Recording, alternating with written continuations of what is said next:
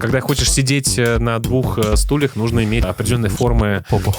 Илон Маск может, а Паша почему не может? С тебя процент, я тебе отвечаю, бля, я охренел. Очень подленько, конечно. В России сегодня покупать, продавать, хранить и менять крипту можно. Мне недавно из Тинькова звонили. Типа спрашивают, что у вас так много денег? А крипто не занимаете? Говорю, боже упаси. Почему Binance ушел из России? Где мои бабки, чувак? Все биткоины, эфириумы, соланы вместе взяты. И все ваши скамкоины, мемкоины и все остальное, это же скамина лютая.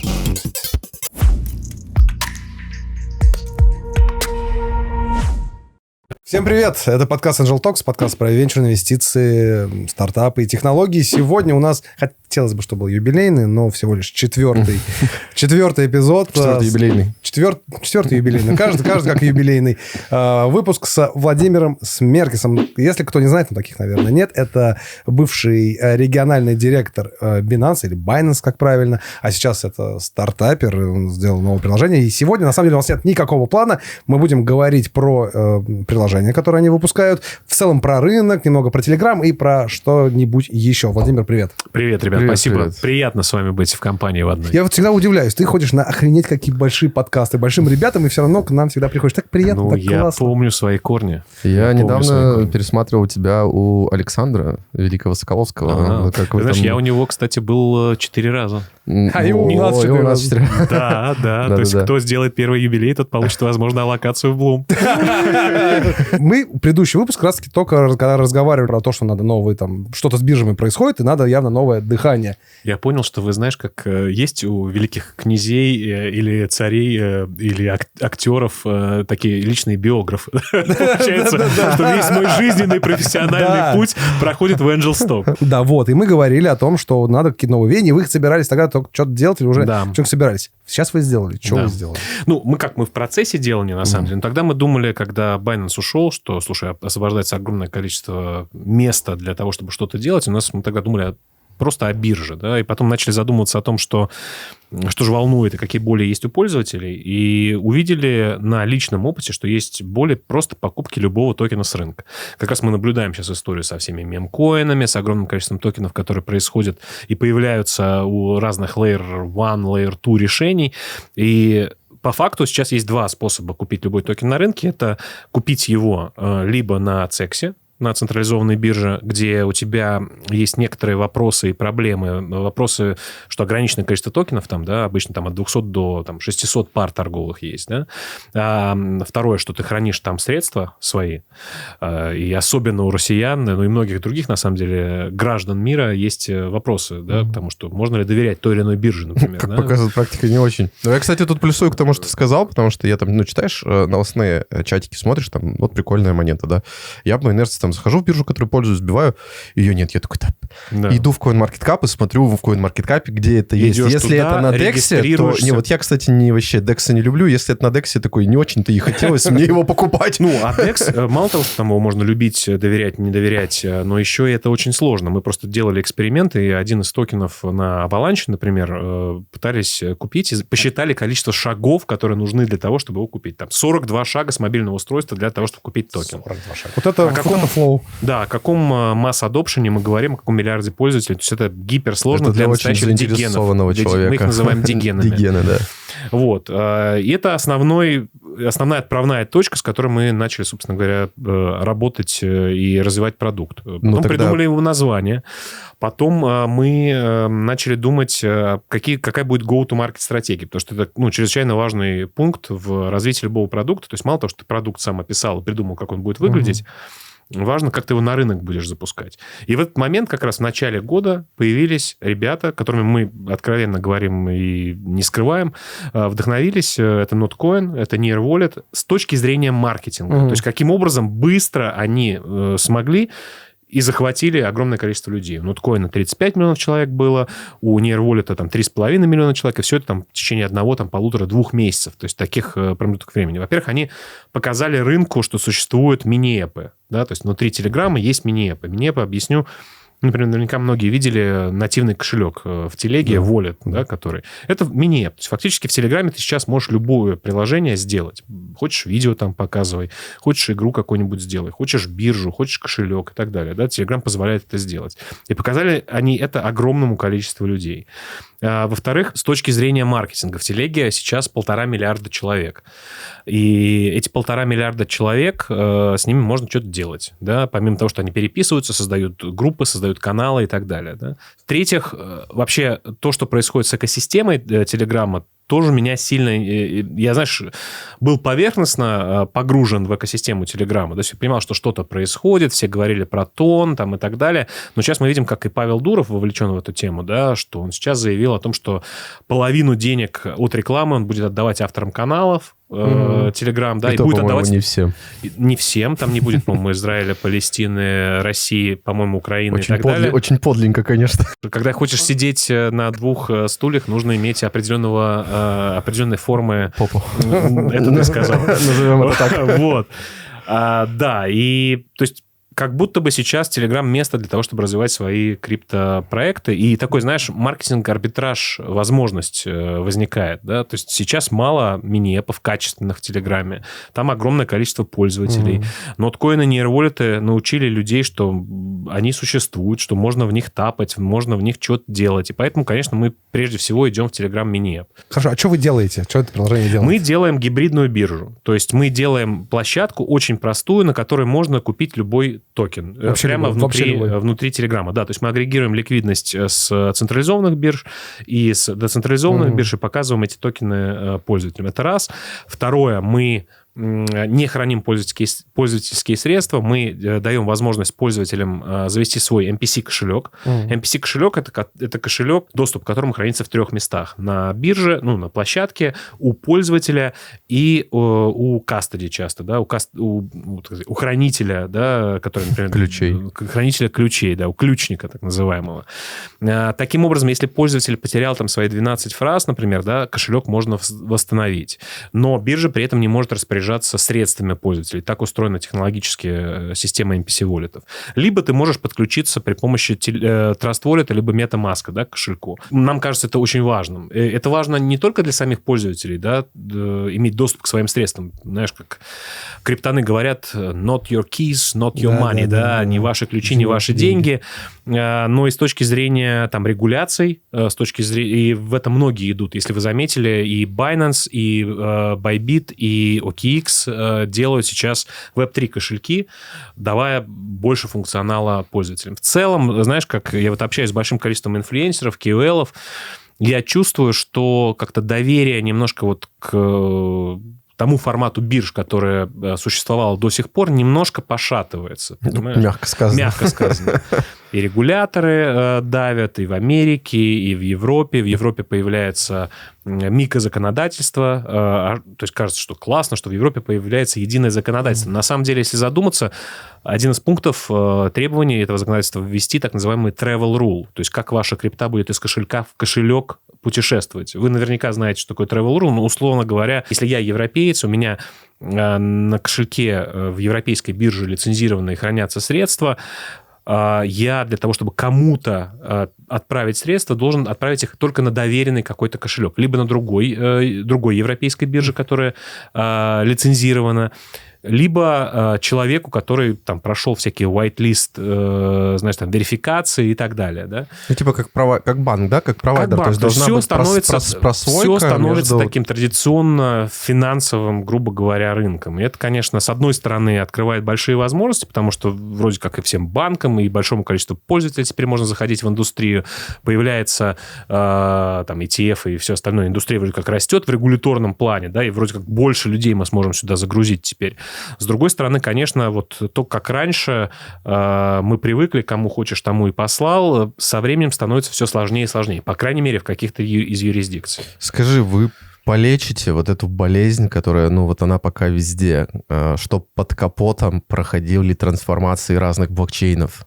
Что ты имеешь в виду? Ну, вот у тебя лежат, там, не знаю, 10 тысяч баксов в ТРЦ. Это ты еще пытаешься проблема, купить эфир, и хрена с два ты его купил, если тебе просто деньги пришли. То есть мы это, смотри, мы это будем делать за пользователя. Это касаемо и кросс-чейновых решений, это будет под капотом как раз-таки, и касаемо оплаты газа. То есть, как известно, для того, чтобы с одного блокчейна, например, в определенном блокчейне купить монету, тебе нужно иметь газ этой сети. Да-да-да, вот я про это и спрашиваю. В эфириуме эфириум, в Avalanche AVAX, там, я не знаю, в Solana Sol, там и так далее. Да? Вот эту историю мы как раз... Это вот про простоту. Это, естественно, эту болезнь мы То есть и вы ее лечим. пофиксили? И будет да, решена? Да. Вот это прикольно, потому что это я вот у многих сталкиваюсь, вижу, особенно кто вот первый раз заходит в крипту. Ну, надо еще именно заделиверить, то есть кошелек. мы работаем тяжело для того, чтобы это все сделать, как бы, да, но это, естественно, вот то, что мы как раз хотим сделать и в процессе реализации. То есть ваше конкурентное преимущество 2 — это то, что у вас доступ вообще ко всем токенам, которые Да. листятся во всем мире. Да. И И второе — это вот вы решаете Простота. вот этими мостами, чтобы Да. под капотом А все как было. вы сделаете? И третье, извини, пожалуйста, третье, MPC не хранить пользовательские средства.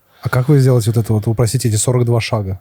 Ну, смотри, мы за пользователя... То есть, если, например, у тебя есть USDT или Ethereum, например, мы у тебя в Ethereum или в USDT возьмем средства, сами их под капотом конвертируем и заплатим за тебя газ, условно говоря. Ну, типа, и на DEX все это купите. Да. И это все автоматически. Все под капотом у тебя произойдет. Типа ты $1000 меняешь там... Я понимаю. Да. Спасибо большое. Ты спросил. Я пытаюсь технически понять, как эти 42... Ну, Ну, ладно. как будто 42 года женаты, друг друга любите немножко уколоть. Я обожаю это. Я думаю, в этом ваша фишка. Ладно, согласен, я просто еще расслабился. Я знал, что мой голос успокаивает многих. О, да. Хорошо, окей. По поводу Телеграма, смотри, у нас когда-то был Марат Минкин, он делал тоже что-то валит какой-то. Ну, Да он в экосистеме тон в тоже экосистеме там тон много полностью, там разных. комьюнити и так По-моему, далее. он делает с играми что-то еще, да? Марат Вот я уже не Минкин. знаю, что он сейчас делает, давно у нас был. И он тогда еще говорил там про тон, как вот все развивается и так далее. Вообще, кстати, мало кто верил вообще в эту историю с тоном. Я вообще был обижен на тон. Я вот, да, такая история. Ну, обижен был, потому что немножко потерял денег на грамме. Как когда было инвестор, короче. Как инвестор немножко обиделся. Но реально, ты знаешь, вот нырнув в эту тему, мне сейчас очень нравится, что он делает. Вот, А я купил себе. Тяжело и грустно это говорить, но да. Я купил себе тон тогда, когда говорили, да нифига, тон нигде не будет применен. Я думаю, ну, немножечко прикуплю, А у мало меня ли. до сих пор, знаешь, лежит тон, который ты мне закинул, когда в телеге появилась вот эта простота отправки. Он у меня, блин, до сих пор лежит. Я захожу периодически. 5 баксов, чувак. У меня 5 баксов теперь это такая ностальгия, такой 1 Это тон. как криптоны говорили в свое время, и что оказалось правдой. Вы не продавайте биткоин один, даже если у вас есть, когда он стоил $900. Через 10 лет вы сможете купить себе дом где-нибудь И как будто в бы к этому Лас-Вегасе. идет, И как да, будто бы да. потихонечку? На самом деле у меня маленький портфель достаточно, у меня там типа TVT-шка, тонкоин, ну еще пару монет. И у меня тонкоин вдруг резко прям, ну, типа, x2,5, что ли. дал. PNL-ку спас. Да, немножечко спас. И при этом он был вообще ничего, потом резко вырос. Что ты думаешь по поводу вообще развития? Он будет полностью всегда, ну, типа, его будет пиарить дальше Павел Дуров, потому что это Слушай, там сложно. я думаю, что да. Ну, до сих пор неоднозначно, как бы, да, какое конкретно отношение имеет Павел Дуров и команда Тона, но мы понимаем, что какое-то имеет все-таки, да. Ну, это вот всегда... Ужинают. Да, ну, как минимум, я думаю. Вот, это мы видим по его публикациям, это мы видим по его согласию на участие в токен 2049, который прошел недавно. А он редко вообще на конференции, кстати, ходит. Очень редко, не дает практически И интервью. не любит фотографироваться в одежде. На этот же день, на день его выступления, намечен листинг ноткоина. Ну, видимо, ребята из ноткоина немножко так подсуетились тоже, знаешь, вот, и много-много всего. Опять-таки, вот та история, что с рекламой. Будет эпично, если он на выступлении прям что-то, знаешь, бахнет. Типа, знаешь, как вот готовят, ну, вот запуск продукта у Apple, да, все презентации ждут. Тут Паша выходит вот так вот с распростертыми руками, говорит, Без ребят, майки такой. ребят, у нас теперь можно купить все в Телеграме за тон. И там просто Ты вся... знаешь, вот армия. в преддверии записи этого подкаста проходила в Гонконге конференция, и как раз там была встреча инвесторов Тона. У меня там есть свои люди, некоторые наши, так сказать, Так, партнеры. рассказывай. И Инсайды. Тон заявил о нескольких вещах. Во-первых, в Wallet, в нативном их приложении, да, в телеге, которая собачка Wallet, внутреннем мини-эпе тоже, появится браузер для децентрализованных приложений. То есть фактически такой App Store внутри Wallet. То есть там оттуда можно будет выбирать, смотреть приложения, в которых можно что-то поделать. Это раз. Во-вторых, там появится фарминг Тона, то есть можно будет зарабатывать до 50% годовых в Тоне, собственно говоря, если ты там его стейкаешь, да, или там его фармишь, например. Поэтому я думаю, что это может быть одно из тем выступления Павла Дурова, в том числе, поскольку токен 2049 — это криптоконференция, да, и тем более на криптоконференциях мы Павла Дурова вообще никогда не видели.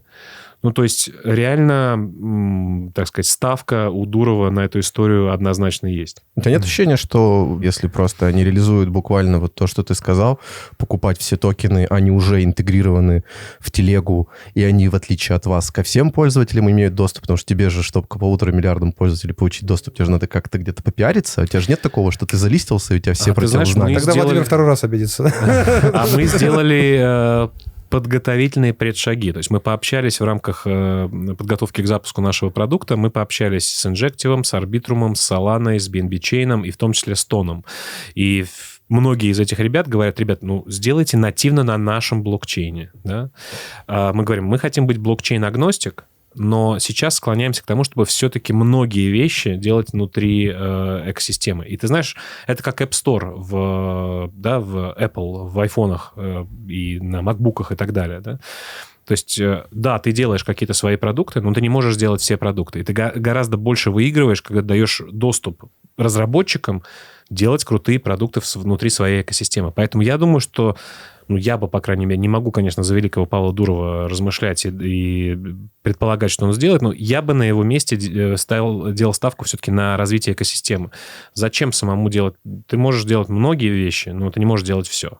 Они просто же уже Тон как кошелек кошелек, да. Ну, мы, смотри, мы не кошелек. У них там нет деривативной торговли, фьючей там и так далее, что будет у нас. У них есть P2P, но достаточно такой медленный, и там мало, на самом деле, объявлений, и медленно проходят транзакции разные, да, ну, то есть не так быстро, как на том же Bybit или как было на Binance, например, раньше.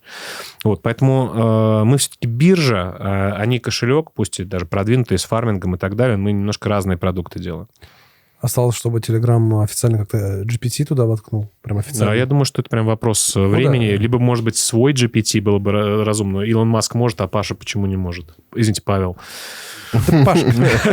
Вряд ли он будет смотреть и переживать. Я думаю, у Паши чуть меньше денег. У Паши чуть меньше денег, чем у Илона, наверное. Ну, чуть меньше, но мне кажется, вполне достаточно для того, чтобы свою... Я просто встречался недавно, опять до записи этого подкаста, с одним из своих товарищей 8-летней давности, который там свою модель сделал. То есть это возможно, это дорого, это долго, но там ребята делают свою модель. Я думаю, что у Павла есть деньги для того, чтобы это сделать. Вообще, кстати, Дуров начал опять в публичное поле возвращаться. Недавно же интервью, да, действительно, вот это вот было, где он как раз объявил, что он 50% раздает, что Telegram тратит на содержание только сколько, 600 миллионов долларов в год, просто чтобы содержать Telegram. При этом зарабатывают они что там, 50? Сколько миллионов долларов в год? То есть он по-любому будет еще деньги инвесторские привлекать каким-либо образом. А еще... Был просто случай, когда вот краски собирали, да, вот, наверное, в тот момент, да, ты на него обиделся, когда он собирал локацию, которая будет конвертироваться в акции, да? Потом... Нет, до этого, когда они собрали практически $2 миллиарда на ICO свое. На ICO. У них было ICO, в котором поучаствовало огромное количество инвесторов, и, к сожалению, они приняли американских инвесторов, и к этому прицепилась комиссия по ценным бумагам, и сказал, что, ребят, разворачивайте все. А Павел сказал, а мы там, сколько-то там, 20, по-моему, процентов, сказать, что если что-то не случится, в бумажке вот пункт 7.3 оставляем себе за наши труды. Ну, то есть тебе на 20% минус вернули? Ну, по-моему, 20, я сейчас, может, 10, 20, ну, вот, да, какое-то количество. Потом, слушай, 10... это не так сильно обидно, считай, просто просадку поймал. А потом он банды выпустил еще. Да. И сейчас он недавно выпустил еще банды, конечно. И, типа, все это, по идее, должно быть либо конвертироваться в акции при IPO, или по какой-то цене там даже, кстати, с возможностью докупки. Либо разгонят Тон и хорошенечко окажется А там с Тоном вообще тоже какая-то проблема есть. Я вот с Маратом общались, что большая часть Тона находится у команды, по-моему. Да, это проблема, что у них слишком централизованные владельцы. Ну, вот сейчас они поэтому активно разгоняют экосистему, много вкидывают туда Тон и так далее. Грантами имеется в виду всякие? Типа, и гранты, и разные вот эти фарминги, и все остальное, как бы, да, они же как-то должны формироваться. То есть они активно все-таки инвестируют в эту историю. Ну, то есть мне сейчас, по крайней мере, очень нравится эта тема, потому что ни у кого нет 1,5 миллиарда пользователей рядышком с твоим блокчейном. И просто, знаешь, когда там тот же самый Notcoin я изучал, например, сколько разных приложений, гэмблинг, игры, какие-то обучалки, NFT-шки, но совершенно разных, да, то есть там, не знаю, сотни приложений разного толка. Есть уже несколько децентрализованных бирж внутри Телеграма, есть там The Dust, есть TonFi, то есть там прям есть жизнь, понимаешь, если вот немножко нырнуть. Просто интересно. Ты вот пользуешься какими-то? Я вот внутри просто телеги вообще, я несколько раз заходил, но мне показалось как-то это не очень удобная история, в отличие от отдельной кнопки, там, валит удобно у них. Но валит он внутри, как бы он уже сам интегрирован, он у тебя под рукой прямо находится, то есть он прямо у тебя в строке отправки сообщения, а... это вопрос времени, слишком рано. Сами эпки, они не так открываются. Значит, у них должна быть какая-то вкладка с обзором всех эпок. Которую ты должен причем себе сохранить. Эта вкладка появится в Wallet. В Wallet? Да, в Wallet будет браузер. То есть уже скриншот, прикольно. Можно посмотреть его в телеграм-канале CryptoSmerkis. Обязательно подписывайтесь. И на наш тоже не забывайте, у нас ссылочка в описании. У них есть отдельные и совместные, да, у вас? Есть. У нас много чего есть, половину из них не ведем. У нас как-то, это, знаешь, всегда что-то рождается, иногда умирает. Да, на канал фонда подписывайтесь, ссылочка есть. Да, я про него, кстати, говорю. Канал фонда внизу.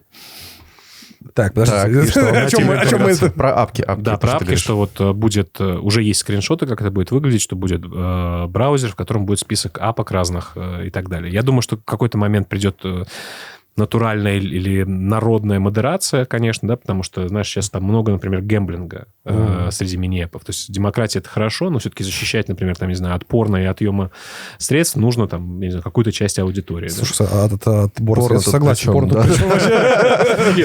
Слишком молодую аудиторию. Да, до 18+. Да. Ладно. Окей, и давай тогда вернемся. Смотри, вот история COMEX, или как она называлась, биржа, которая выкупила все активы Binance. Она же все, да? Какая? COMEX. Скамекс. Простите, пожалуйста, если кого обидел. Это... Ты знаешь, ты же инсайдер, рассказывай. Что? Почему не вывезли? А может, вывезли? Слушай, я думаю, что я не вижу причин, почему не вывезли. Понятно, что там прошло, условно говоря, полгода с того момента, как они появились. Напомню, то есть я могу поделиться такими, знаешь, пищей для размышлений, по которым могут все, наверное, сделать те или иные выводы, например. Как ты всегда любишь делать. Абсолютно. Вот. Во-первых, у них было около 1 миллиона пользователей. У них достаточно активно ребята... Да, было мало достаточно ликвидности, потому что они не брали бинансовскую ликвидность, потому что были требования, как я предполагаю, от американских властей, чтобы они как-то были совсем отдельно, COMEX. Но у них была огромная как бы армия людей, которые торговали на P2P. У них там были проблемы, на самом деле, с тем, что как раз про Apple, да, что у них не было Apple приложения еще. Понятно, что это малую часть в абсолютных цифрах аудитории касается, но, тем не менее, там это было не очень удобно. И у них была хорошая команда, как я уже говорил, тоже делал у себя интервью с Антоном Торопцевым, который в свое время в моей команде в Binance работал, а потом был приглашен работать в COMEX. Поэтому я бы, опять-таки, из наметок и советов на размышления посмотрел и подумал о том, почему Binance ушел из России. Почему это случилось? 2 года, по крайней мере, пока я работал там, мы всячески сопротивлялись против такого рода решений и такого рода действий, да, со стороны площадки, хотя давление было от европейцев, там, от американцев и так далее. Да? Всем что-то не нравится, получается. Да, вот. То есть понятно, что после ухода Binance, потом у нас или до ухода Binance, да, история с CZ, с исками американских правоохранительных и регуляторных органов случились. То есть, наверное, это может быть как-то связано, да. И учитывая то, что в апреле должно состояться слушание по делу CZ в Америке, он сдал паспорт, и сейчас вот должно быть какое-то решение, потому что там ситуация с тем, что он может потерять свободу на какой-то промежуток времени, она еще неоднозначна, несмотря на то, что они назначили $4,3 миллиарда штрафа. Жесть. Про Африку еще можем поговорить. Интересно. CZ такой придется домик продать один. Да, вот. Поэтому может ли это быть как-то связано? На мой взгляд, вполне себе, да? Учитывая то, что мы не видели бенефициаров конкретных у COMEX, да? То есть был менеджмент, была какая-то компания, и мы не видели бенефициаров конечных у COMEX. На твой взгляд, что вообще с биржами-то происходит? Что такие вот прям смотришь сейчас чуть ли не каждый день какие-то новости? Всем просто интересно. Государству интересно биржи. Перетрубации какие-то прям трясут. Стало интересно государством теперь контролировать это. Сначала было отрицание, потом гнев, да, потом принятие, а потом уже глубокие... А потом ноткоин начали тапать. А потом где мои бабки, чувак? Абсолютно. А потом какая-то, знаешь, уже жадность. То есть мы... После чего это начало происходить? После того, как ETF все-таки одобрили, да, в Соединенных Штатах Америки. А ETF, что для нас это такое? Это все-таки попытка централизации битка в одних руках. То есть многие фонды, которые открыли ETF, у них очень понятные бенефициары, там, Ротшильды и так далее, да. То есть именно, да. Старые американские деньги, да. И как будто бы происходит централизация немножко битка. Если централизация битка, кто нам мешает, каким образом мы это можем контролировать, если не будем давить на регуляцию? Ну и вот и происходит давление. К Bybit есть иски в Соединенных Штатах Америки. Я знаю, что там кто-то интересовался относительно OKEX в Соединенных Штатах Америки. Ну, не трогайте OKEX, пожалуйста. Да, мне OKEX оставьте хотя бы в покое. Да, мне вот OKEX очень нравится. И, попытка как-то это зарегулировать. Но это не только в Соединенных Штатах Америки. А Соединенные Штаты Америки, что это значит? Это равно Европа. В Европе, соответственно, сразу зеркальные меры относительно биржи, интерес к биржам такой.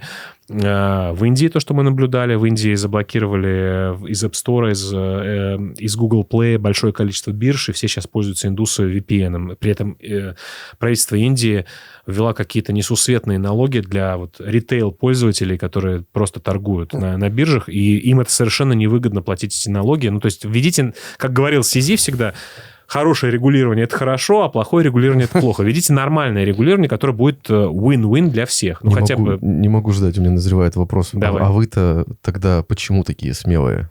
Слушай, когда идут вот эти все разборки с достаточно крупными ребятами и ресурсами, и вы, я так понимаю, все равно стартап. Смотри, мы не храним пользовательские средства, раз. Мы подали заявку на получение лицензии в Грузии, два, потому что мы не хотим быть криптопиратами, нам нужна какая-то нейтральная юрисдикция для того, чтобы из-под нее работать. Ну, как минимум, подавать заявки на листинг в App Store, на листинг там, Google Play там, и так далее, заключаться с различного рода провайдерами, например, фиатных гейтов там, и так далее, да? Несмотря на то, что мы сначала хотим делать P2P. То есть мы не смелые, мы делаем какие-то разумные вещи. И фактически мы являемся таким, знаешь, браузером, который берет ликвидность из внешних мест. Слушай, а P2P же это все равно считается серая схема. Вот так-то по чесноку. Вот расскажи, пожалуйста. Схема... Потому что, по факту же это, просто... Человек денежку на карту друг другу закинул, и прошла где-то в этом треугольничке крипта. И как бы выглядит, такой себе. 115 ФЗ, да? Да, но 115 ФЗ – это боязнь банков потерять лицензию, того, что, если мы говорим про Россию, из-за того, что центральный банк, им есть негласное письмо, негласное правило о том, что, ребят, с криптой лучше дела не имейте. Потому что в России сегодня покупать, продавать, хранить и менять крипту можно. Это не запрещено законом. Да? И все банки, смотря на этот закон, понимают, что, слушайте, давайте мы везде лаборатории себе построим, будем разные развивать внутри технологии, подготовимся к тому, чтобы продавать людям крипту и так далее. Да? И у них все готово фактически у банков. Да? У многих банков и финансовых разных организаций, холдингов и так далее. Да? То есть CBDC ждет отмашку? Даже не про CBDC, а прям про конкретную крипту. Да? Биткоин, эфир там, и так далее, чтобы можно было покупать. То есть в наших банковских приложениях теперь появится не рубль, доллар, евро, да? А теперь еще биток, эфир. Я думаю, что к этому технологически все готово. С этим проблем никаких нету, да, и как хранить его, и где покупать там и так далее. Проблем глобальных с этим нет. Есть проблема в том, что у них есть боязнь потерять лицензию, которую дает Центральный банк, который может сказать, ребят, нельзя. А Центральный банк сейчас немножечко, кажется, что подуспокоился. И, знаешь, я недавно выступал на РБК и говорю, а вы знаете, что многие предприятия и компании и промышленного, так сказать, сектора, и частные используют крипту для оплаты товаров, услуг зарубежным, так сказать, экспортерам, и сами свои товары и услуги так или иначе по крипторельсам двигают. Вы уверены, что это так происходит? Ну, конечно, я уверен, что так происходит, потому что фактически, если вы поработаете с тем или иным банком, и под капотом у банков происходит это только так и может работать сейчас. Да, окей, там это не напрямую делается, есть какие-то, знаешь, там в Киргизии, в Гонконге, в Сингапуре есть там, условно говоря, торговые дома или там контрагенты, брокеры и так далее, которые позволяют вам это делать. Куда девается наша нефть, там, недра, ресурсы, как мы покупаем шины для самолетов, ткань для платьев и всего остального, если сейчас у нас других рельсов никаких нет. Вот. И понимая это, наверное, немножко как бы спокойствие пришло. Спокойствие. Но, слушай, с 2016 года я наблюдаю за тем, что куча инициатив, законопроектов. В эту сессию опять закон не будет принят, да, который все давно планировали и ждали и так далее. Ну, то есть вот страшно, как бы, нет, давайте мы это все немножко отпустим. И я начал задаваться, прям секунду, начал задаваться вопросом, почему так происходит вообще, в принципе, и в России, и в мире. И у меня назрел один ответ. Капитализация всего рынка криптовалютного всего, все биткоины, эфириумы, соланы вместе взятые, все ваши скамкоины, мемкоины, все остальное, по капитализации это капитализация компании NVIDIA. Угу. Одной американской, да, большой, классной компании, да, которая помогает там искусственному интеллекту, но одной компании, не 500, там, не 10, не там, 40, а одной американской компании. И регулятор такой думает вообще, экономика смотрит на это сверху и говорит, что это за песчинки? Там, да, кто-то там, если будет слишком натирать ногу, мы как-то там разберемся, какие-то там, что-то там будем делать. Да? А так это очень маленькая штука. Очень маленькая штука в мировых глобальных масштабах. Но они не боятся, что она из-под контроля может выйти в какой-то момент. Набрать критическую массу вот эту. Ну, то, что боятся, не боятся.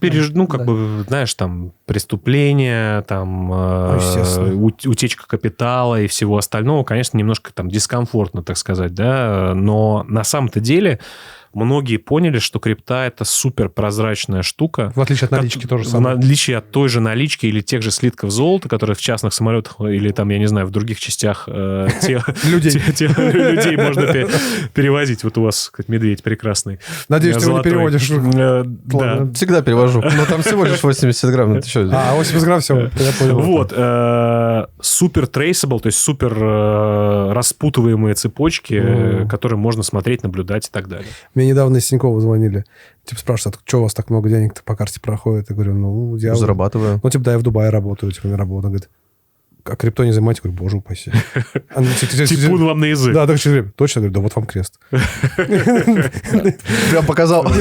Ну, они прям расспрашивали, пока я мне предоставил там бумажку, что я действительно, у меня есть какая-то зарплата в Дубае условная, они от меня не отстали. Ну, то есть их что интересует? Если ты пользуешься криптой, это окей.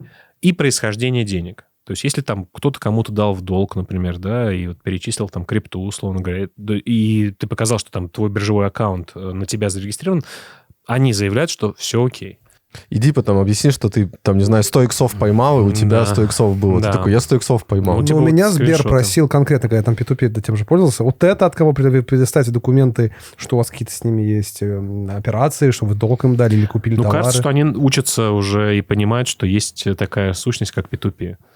Да 100%. Что, блин, ну... Нет, знать-то они все знают, им надо как-то... Ну, это не запрещено, видишь, как если ты покажешь, что у тебя были вот эти операции и источник средств, то it's okay. Ну, это как будто бы просто куда-то, знаешь, на будущее приплюсуется, припишется, присчитается, что, с криптой, и потом у тебя просто посмотрят количество денег. Скажут, ты примерно там... Не, ну, типа, знаешь, постфактум, типа, 30% налог ты должен заплатить. Потому что это же тоже делается, ты же понимаешь, не просто так, чтобы знать, куда денежки ходили. Ну, типа, он все, ничего, в принципе, незаконного не делает, просто криптой торгует. Но это делается, видишь, потому что ЦБ, опять-таки, просит их и говорит им о том, что банкам, я имею в виду, что, ребята, вы как-то послеживаете, раз, а во-вторых, когда операции набирают определенный объем, в любом случае, там, финмониторинг, так или иначе, красные лампочки загораются, ты обязан проверять транзакции. Ну, по крайней мере, подложиться бумажками, чтобы у тебя лицензию не отобрали, что у тебя там мошенников большая куча. Я недавно узнал, вот в Дубае есть у меня человек, который помогает мне там дирхамы привозить и так далее, и он, типа, занимается обменом. И я ему там отправляю крипту, дай мне, типа, там рубли, все дела. И я недавно узнал, что на самом деле он просто встает на Байбите в ордера. Я такой, слушай, подожди, а ты что, просто на Байбите в ордера встаешь? Говорит, ну да, я думаю, просто тебе лень, короче, это делать, я за тебя типа встаю. Ну, в целом, да, мне лень, у меня с Байбитом проблемы. В принципе, неплохо так. А как там с карту? Как так, кто умудрился мою карту там добавить? Он тебе на карту прям сразу начисляет. То есть он его карту просто втыкает в Байбит. Я 10 баксов за это плачу, думаю, ну ладно, тоже нормально. Ну, в принципе... Слушай, с ним вообще волшебная история. Во-первых, он с Оренбурга, откуда и я. Я это узнал вообще чисто случайно в Дубае встретить, когда мы обсудили. Второе, где бы я ни был в Дубае, он всегда почему-то рядом. То есть я сижу в ресторане, думаю, там, в Дубай-молле, я думаю, блин, надо денег, у меня нет налички, надо что-то купить. Вот бы сейчас, говорю, был бы... И он с соседнего стола. Я выхожу, он стоит прям около ресторана, я говорю, ни хрена себе, деньги есть? Говорит, есть, сколько надо. И он всегда где-то рядом на районе или еще что-то кармических, так сказать. Ну, и в тему тогда P2P сразу хочется сказать, что даже у нас тут сейчас люди за кадром попадались на мошенничество, а ты сказал, что у вас будет как-то по-другому это интегрировано, чтобы снизить вот как раз...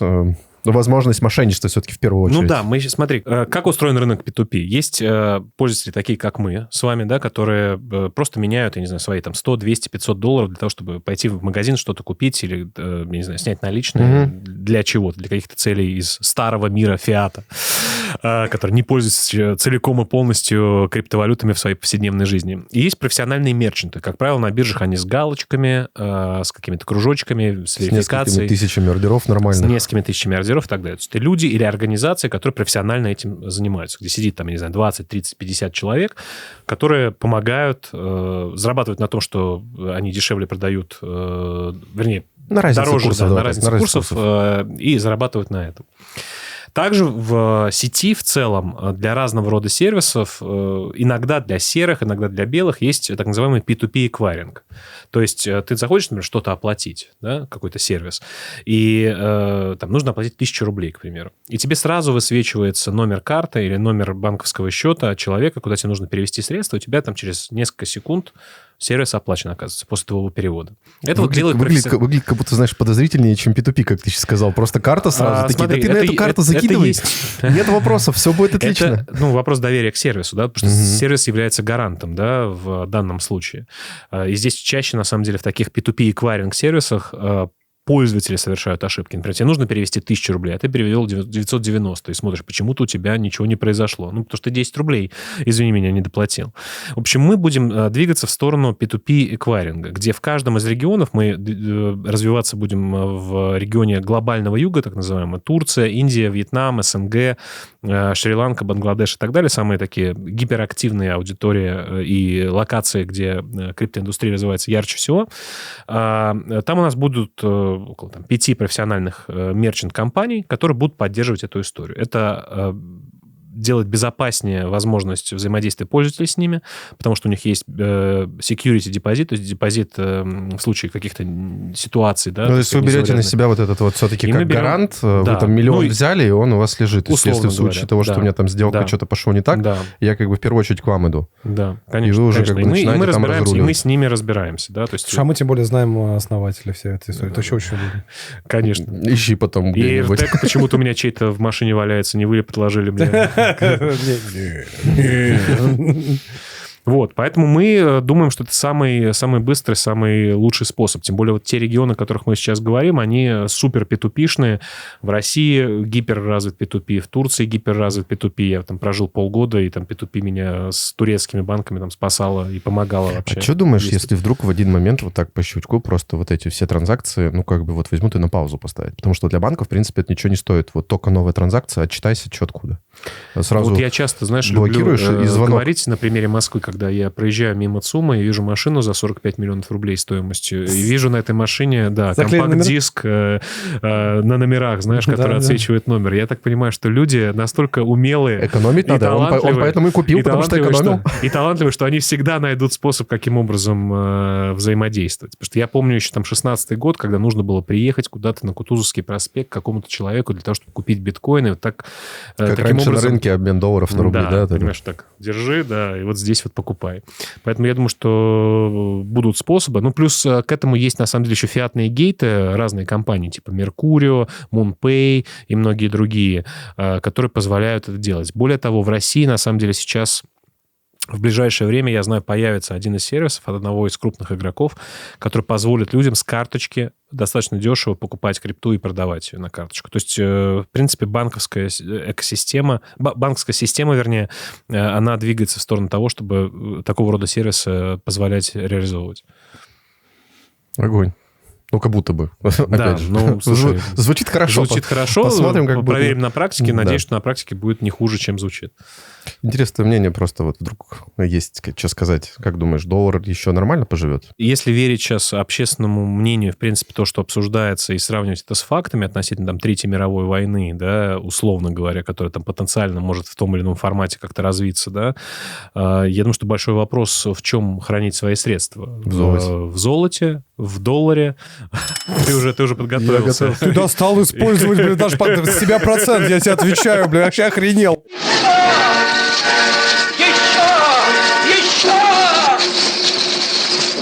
большой вопрос, на самом деле, что будет востребовано и в чем хранить. Потому что золото, тяжело... Не повозишь с собой. Как ты знаешь, тяжело носить и тяжело возить. Да, биткоин, он Хотя, слушай, у меня была встреча с одним товарищем, который всерьез прям рассказывал, что он несколько десятков килограмм золота и там сколько-то десятков килограмм серебра разных фасовок, то есть по весу, чтобы можно было вот просто обменивать, что-то покупать, прикупил и вот, хранит, потому что, говорит, я прям ожидаю там в течение 2-3 лет, что будет крах. Типа, мне понравилось, как ты голос такой понизил. Как на НТВ, да. Слушайте, интересный факт, короче. Только никому не слово. Вопрос транспортировки еще, да, и вопрос еще, например, если мы говорим про российское золото и серебро, его принятие как бы в других юрисдикциях, оно же тоже, как бы, как и крипта, бывает помеченным, да? Как? Нет, во-первых, есть... это да, можно переплавить. Можно переплавить, как-то... В гранулах там как-то еще замешать. В поезде на Дубай, на такой горелке. У меня недавно встреча в Дубае была с чуваком, он из Конго сам по себе, по-русски разговаривает, немного по-английски, и он мне рассказал про Конго, как там с золотом вообще, что делать. Там любой житель Конго может прийти и добывать золото. Условно, любой гражданин. Оплатить налоги и что-то еще. Там есть налог на вывоз только, условно. И ты, до 3 килограмм вообще без всего можешь себе золото сделать. Чуть выше ты уже платишь налог. Как с марихуаной в Амстердаме. Того. И как бы там несложно стать гражданином Конго. Всего лишь надо жениться на местной. Кстати говоря, про юрисдикции. Я недавно тоже общался с бывшими коллегами из Binance, которые активно занимаются Латинской Америкой и другими странами. И они всерьез говорят о том, что в Сальвадоре сейчас многие компании крипто открывают свои представительства, что там вычистили весь бандитизм, прям активно за это взялись. И что это хорошая, интересная юрисдикция. Да. Типа как Дубай, условно. По безопасности. Дубай тоже большой вопрос, да, относительно все-таки пузырь, не пузырь, все вот эти налоговые, нулевые якобы налоговые истории по факту могут оказаться не такими уже нулевыми. Слушай, у меня такое ощущение, что там все в продукты просто это заложено, судя по ценам, что вы не платите налоги, но, в принципе, покупка всего остального. Там лицензия на все, что ты покупаешь, или подписка годовая. А потом в какой-то момент они просто, теперь у вас налог. Собрали массу, теперь у вас налог. Давайте теперь платить. Вы больше про безопасность, что пока вроде выглядит все равно. Выглядит безопасно. Я удивился, я последний раз, когда был в Дубае, удивился, что в торговых центрах надписи в Emirates Mall, по-моему, надписи на русском. Фонтан туда, метро туда. Да, появились на русском? Да. Вот в Emirates, да, не в Дубае. В Дубае еще нет, да. То есть там, конечно... Там миллион русских живет. Дубай-Марина просто как в Сочи прилетаешь. Там, наконец-таки, просто в мини-маркетах появились огурцы, помидоры дядя Ваня. Анкл Ваня называется. Там просто можно пойти купить Анкл Ваню. Да, это весело. У вас, кстати, вот вчера буквально записывали подкаст с Анастасией Ким, знаешь такую? Нет. Она делает маркетплейс в Дубае. Называется «Уи». Вот, и она рассказывает, что вот у них там, они там русский продукт, у них там по этническим разделено там всякие продукты, и вот там можно купить тушенку у нее. Еще что-то. Помидоры, там вот это все, то, что вот на чей запрос. Так, давайте вернемся немножко опять в тему крипты. Я, побуду тем простым чуваком, который задаст самый банальный вопрос. Что думаешь по крипте сейчас? У нас, оттепель началась, и дальше рост будет какой-то? Или все-таки ждем... сходить на 50, на 40 или ниже? Ты знаешь, мне кажется, однозначно началась весна. Прям, мы это чувствуем. Извини меня, биткоин по 70, чисто по погоде, по 74, там, по 69, чисто по погоде, да. Но весна, как правило, бывает весной погода очень обманчивая. То есть очень может сильно надуть, да. Если мы посмотрим на статистику предыдущих халвингов, например, да, после халвингов часто была просадка серьезная, и потом настоящий all-time high. Я разговаривал с большим количеством прям крупных ребят, маркетмейкеров, типа Wintermute, GSR, там, и многих других, которые говорят, слушай, мы не ожидали, что до халвинга будет пробит all-time high. То есть, ребята, которые профессионально в рынке, которые должны как-то хорошо разбираться в аналитике, эта история, не ожидали, а мы ее получили с вами. У нас впереди, во-первых, еще вопрос открытый с ETF на эфириум. У нас, когда он, кстати? Когда? Мы надеемся, как, знаешь, с ETF на биткоин. Надеялись на весну, случится это весной или нет. Большой вопрос. Там, будут ли называть все-таки комиссия по ценным бумагам его, ценной бумагой, или все-таки commodity будет. Мы видели документы, в которых, по-моему, комиссия по ценным бумагам или другой регулятор называет эфириум commodity, то есть товаром. Да? Если все так, то я не вижу препятствий для того, чтобы это не случилось. Потому что, дорожка протоптана биткоином, почему бы нет? И вообще так вдуматься, знаешь... как будто бы ничего сильно, кстати, не поменялось, что ETF биткоина появился. Пробили АТХ, что...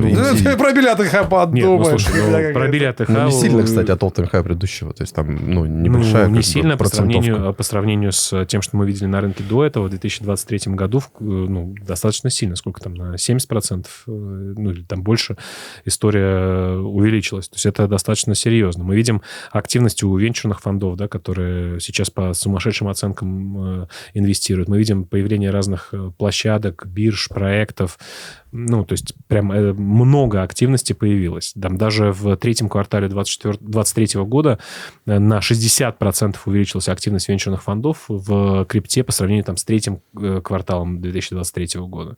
А сейчас я уверен, что это еще сильнее. Мы видим сейчас, что в апреле 1 миллион мероприятий проходит, да, которые про крипту с участием тех самых Павлов Дуровых, значит, и в Москве, и в Дубае, и в Бангкоке, везде. Сингапур, да. То есть сейчас прям супер интерес.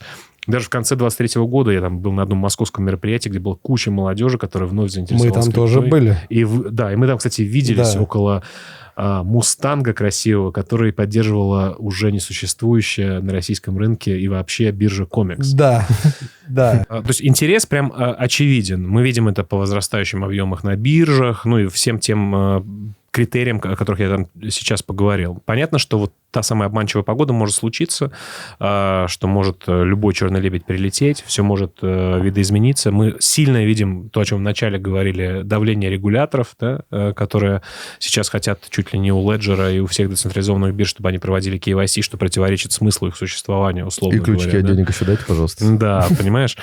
Поэтому... рост однозначно есть. Я верю, что будет еще новый all-time high и, возможно, там кратный. По крайней мере, там то, что мы видели после халвинга. До all-time high, который мы видели весной 2024 года. Меня спрашивают, что же там с биткоином. Я говорю, что all-time high мы однозначно увидим. И случится это в 2024 или 2025 году, неизвестно. Поэтому, знаешь, прогнозы дело неблагодарное. Но прогноз остается, да, неизменным, потому что я не вижу причин для того, чтобы это не произошло.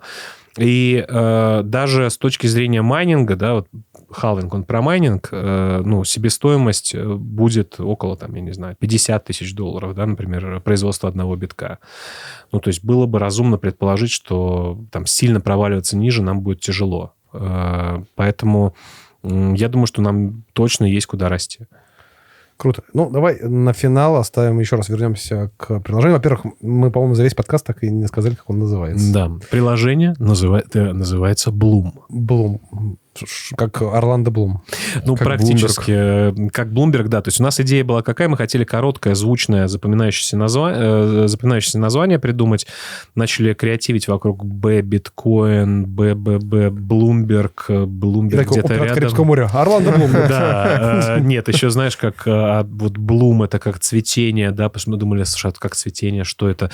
Вот токены, они как семена, их можно засеять, и они либо произрастут классным садом, либо, если не очень хорошие удобрения, они зачахнут, и ничего с ними не случится. То есть вы сначала придумали название, потом мы придумали, как его писать. Это был совместный, так сказать, процесс. Вместе, на самом деле, его придумал наш Head of Product Design, Head of Product Игорь Пугачевский, который раньше возглавлял... Блумберга. Нет, который раньше возглавлял тоже 4-буквенное подразделение по продакт-дизайну Trust Wallet. Trust. Он раньше работал в Trust, переместился к нам. И он очень красивый, вкусный, что называется, бренд придумал. Скоро мы будем выкатывать разные креативные штуки, видео и все остальное. Но, в общем, мне нравится, как это развивается. У нас, знаешь, нет ограничений по бренду в плане креатива. То есть он, поскольку мы фокусируемся на поколении Z и миллениалах, таких молодых ребятах, старше 20 лет. Миллениал — это вообще-то мы. Ты старше 20 лет же. То есть на относительно активных и молодых ребятах, поэтому я думаю, что должно зайти. Очень сильно. Хорошо. Что у вас там с токеном? Будете привлекать инвестиции? Где наша локация? Вообще будете, я бы еще даже спросил, будете ли их раздавать, чтобы привлечь к себе внимание пользователей? Слушай, мы будем все делать, потому что мы вдохновляемся тем, что происходит на рынке. Все-таки мы должны, когда делаешь криптоисторию, ты должен двигаться по нарративам, которые есть на рынке. Заставить людей тапать? Не совсем, Купить, но и около этого тоже. То есть первая фаза у нас будет какая? Мы запустим приложение как Telegram мини-эп. В нем можно будет фармить поинты, то есть нажать на поинты, да, то есть у нас сначала будут поинты, баллы фактически, да, тоже достаточно модная тема, мы посчитали, что она очень ложится в нашу концепцию. Можно их просто фармить, там раз в 8 часов заходя и подтверждая, что ты продолжаешь фармить. Объясню почему, потому что у многих, знаешь, тоже недавно был на одном подкасте, вот это вот все airdropы, ретродропы, это же скамина лютая, как бы для чего это вообще нужно? Объясню. У нас можно будет фармить, у нас можно будет приглашать друзей, и за приглашение друзей получать поинты, а также по рефералке получать эти поинты. Рефералка в описании. Надеюсь, да, что будет уже к этому моменту создана VIP-рефералка с повышенными штуками для вас и бонусами для подписчиков. Вот. У нас будет возможность играть в простейшие игры и зарабатывать крипту и поинты тоже. Да? Это будет не совсем тапалка, но интересная, прикольная маленькая механика. То есть для чего это проекты делают? Это делают много проектов, и бирж, и кошельков, и так далее.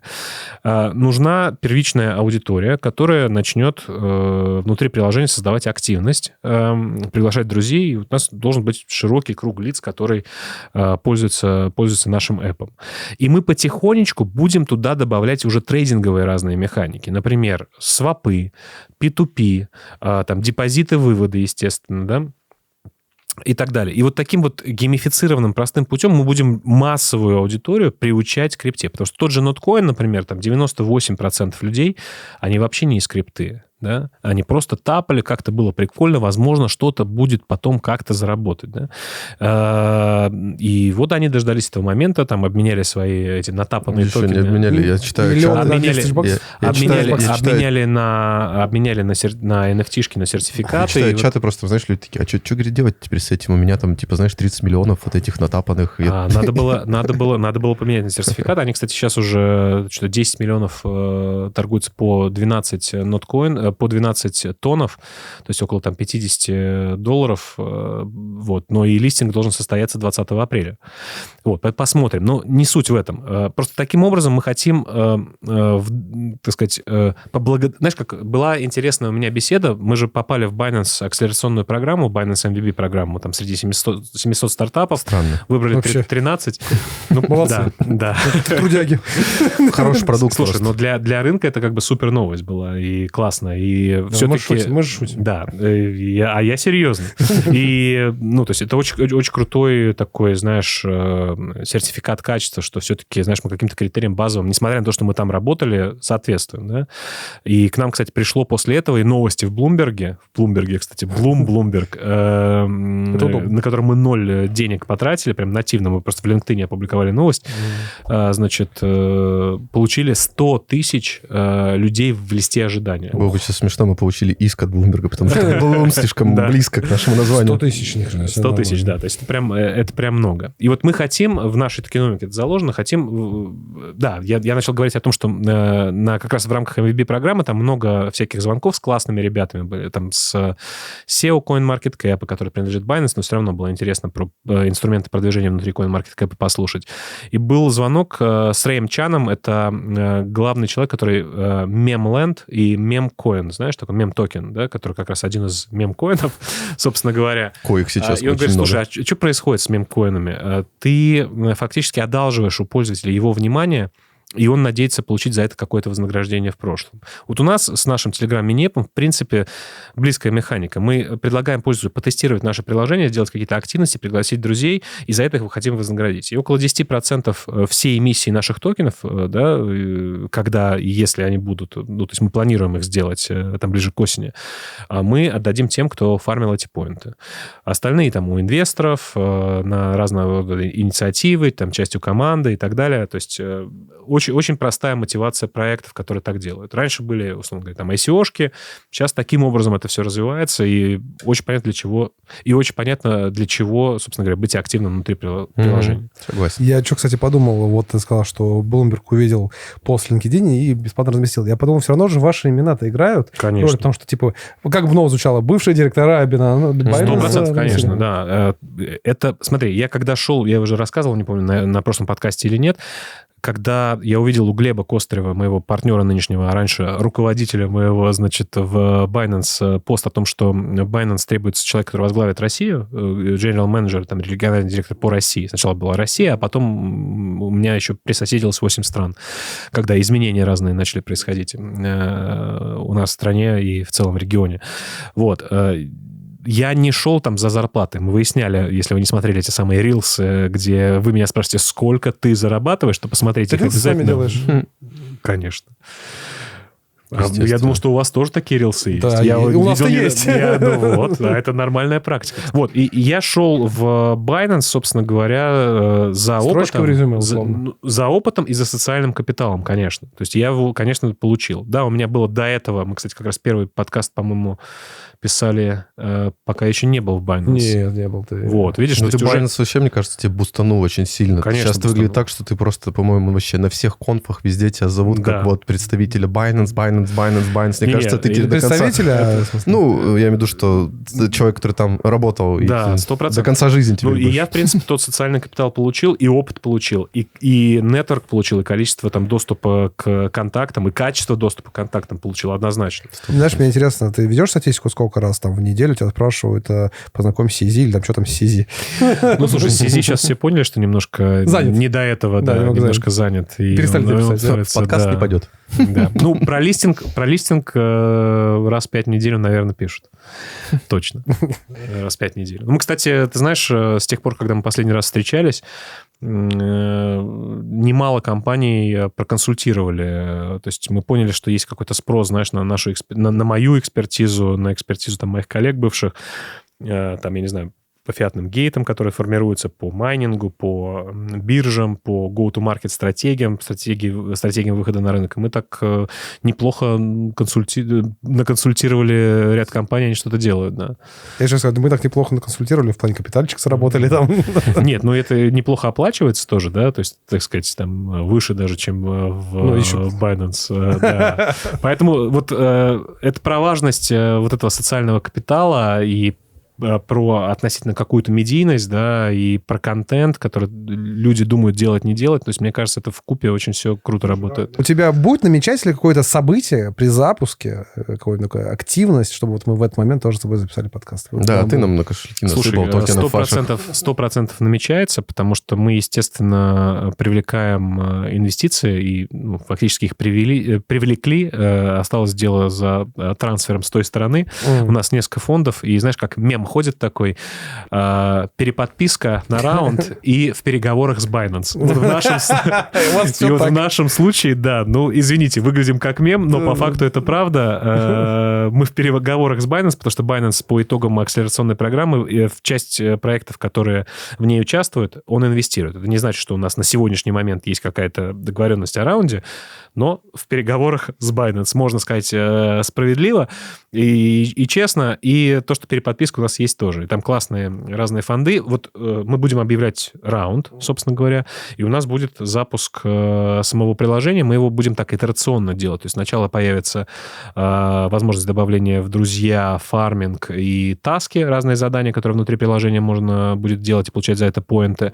Потом у нас добавится игра, потом у нас добавится лидерборд. А сама функция биржи-то будет? Не, будет, конечно. Как я уже говорил, у нас стратегия как раз итерационного такого развития. То есть мы потом добавим возможность депозита-вывода, возможность портфолио свое трекать. То есть эти штуки, они будут до основных функций. Конечно. То есть мы сначала делаем очень простую на широчайшую аудиторию, очень простой продукт. Это наша вот как раз стратегия. Потому что мы хотим захватить как можно большее количество людей, потому что мы не хотим делать его сложно. И, если честно, нам дает очень небольшой лаг по времени для того, чтобы что-то дотестировать и допиливать. Слушай, круто. Окей, тогда на следующий эпизод будем, видимо, уже... Говорить, считать деньги. Считать деньги, да, аллокации. Спрашивать, сколько же было заработано? Сколько ты зарабатываешь? Но зарабатывать мы будем теперь, наверное, меньше, чем зарплаты, потому что... Потому что предприниматель, стартапер. Да, профессия стартапер. Слушай, давай, наверное, на этом зафиналим. Спасибо, что пришел в 4-й раз. Спасибо, что позвали. Ждем 5-й, 10-й. Хочется дать вам 5, но пока 4 придется. $1000. Сложный механизм. Смотрел этот сериал «Как я встретил вашу маму»? Да. Этот подкаст был Леги. Подожди. Дарный. Всем спасибо, пока. Подписывайтесь на канал, подписывайтесь на канал Владимира, подписывайтесь на наш канал, подписывайтесь на канал кого угодно. Подписывайтесь на наш, обязательно подпишитесь. Всем пока.